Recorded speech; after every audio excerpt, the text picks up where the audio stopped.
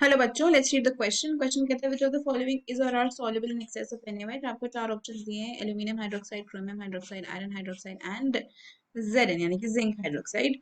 तो अगर इस क्वेश्चन में हम बात कर रहे हैं अबाउट द की कॉन्सेप्ट, तो यहाँ पे हम बात करेंगे solubility of hydroxides in excess of NaOH। ठीक है, तो एक्सेस NaOH में क्या सॉल्युबिलिटी रहती है ऑफ द हाइड्रोक्साइड्स, वो आपको बताना है। तो देखो, जनरली आपके पास जो हाइड्रोक्साइड्स होते हैं ना, तीन तरीके के होते हैं ना। बेसिक होते हैं आपके पास, किन किन तरीके के हाइड्रोक्साइड्स होते हैं?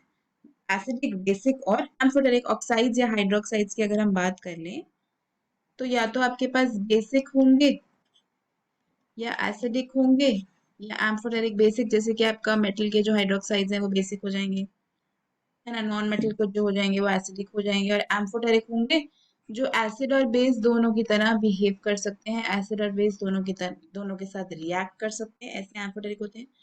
तो जो आपके हाइड्रोक्साइड्स एक्सेस NaOH में सॉल्युबल होते हैं वो जनरली आपके एम्फोटेरिक हाइड्रोक्साइड्स होते हैं।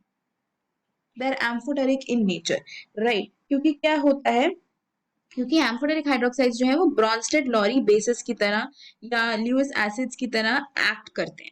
जैसे अगर हम यहाँ पे बात करते हैं एल्यूमिनियम हाइड्रोक्साइड की, तो एल्यूमिनियम हाइड्रोक्साइड जो है वो एक्सेस NaOH में सॉल्युबल हो जाता है, क्योंकि वो क्या करता है, वो इस OH माइनस आयन को एक्सेप्ट करता है और AlOH4 एक्वस बना देता है, which is a soluble ion, right.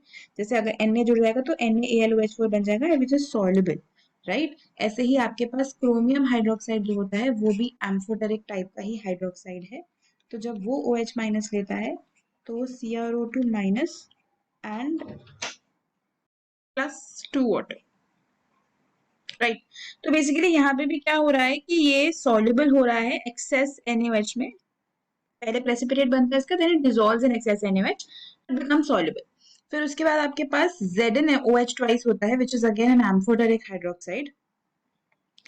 ये भी OH माइनस के साथ रिएक्ट करता है and then it leads to the formation of ZnOH4 2 minus, तो ये भी सॉल्युबल हो जाता है। लेकिन FeOH ट्वाइस क्योंकि एम्फोटेरिक नहीं है तो सॉल्युबल नहीं हो पाता। तो ABC यानी कि तीन करेक्ट आंसर्स हैं इसमें। तो final answer for this question is option A, B and D। ये तीन करेक्ट आंसर्स होंगे, करेक्ट हाइड्रोक्साइड्स होंगे जो एक्सेस NaOH में सॉल्युबल हो जाते हैं, right. Hope you understood it well, best of luck.